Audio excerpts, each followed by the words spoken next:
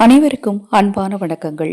6/4/2025 பங்குனி மாதத்தின் 23ஆம் நாள் ஞாயிற்றுக்கிழமை ராமநவமி. இந்த ராமநவமி நாளன்று மிக எளிதாக கிடைக்கக்கூடிய இந்த 3 பொருளை வாங்கி உங்கள் வீட்டு பூஜை அறையில் வைத்து மனதார நீங்கள் ராமரை வணங்கினால் குடும்பத்தில் மகிழ்ச்சி உண்டாகும், கடன் தீரும், பணவசியம் உண்டாகும். அதைப்போல் இன்றைய தினத்துல நேரம் கிடைக்கும் போதெல்லாம் ராமநாமத்தை உச்சரித்துக்கிட்டே இருங்க. ராம ராம ராம ராம ராம ராமன்னு சொல்லும்போது உங்கள் மனக்குறைகளும் தீரும், உங்கள் பணக்குறைகளும் நிச்சயமாக தீரும்.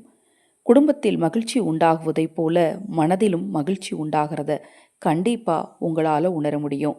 எந்த இடத்துல ராமநாமம் ஜெபிக்கப்பட்டுக்கிட்டே இருக்கோ அந்த இடத்துல கண்டிப்பா தீய சக்திகள் இருக்காது, கண்திருஷ்டி தோஷங்கள் இருக்காது. இன்னைக்கு உங்களால முடிந்தா உங்கள் வீட்டின் அருகில் இருக்கக்கூடிய விஷ்ணு ஆலயம் சென்று அபிஷேகத்திற்கு முடிஞ்ச பொருட்களை வாங்கி கொடுங்க. இன்றைய நாளில் ஆதரவற்றவர்களுக்கு உணவளிங்க. காகத்திற்கு, அதைப்போல் குளத்தில் இருக்கக்கூடிய மீன்களுக்கு, பறவைகளுக்கு உணவளிக்கும் போது உங்களது கர்மவினை நிச்சயமாக தீரும். இந்த நாளில் நீங்கள் வாங்க வேண்டிய மிக முக்கியமான 3 பொருட்களில் முதல் பொருள் கல்கண்டு. கல்கண்டு வாங்கிறது பார்த்தீங்கன்னா உங்களுக்கு பண சேர்க்கையை உண்டு பண்ணும். இரண்டாவது பால். பாலை வாங்கிறது உங்களுக்கு தரித்திரத்தை நீக்கி மகாலட்சுமி தாயாரின் அருட்கடாட்சத்தை பெற்றுக் கொடுக்கும். மூன்றாவது ஏலக்காய். இந்த 3ஐயும் வாங்கி பாலை சூடு பண்ணி பாலில் கல்கண்டை போட்டு ஏலக்காயை போட்டு ராமர் முன்னாடி வைத்து மனதார வழிபட்டீங்க அப்படின்னா கண்டிப்பாக உங்கள் குடும்பம் ஒற்றுமையாகவும் சந்தோஷமாகவும் இருக்கும்.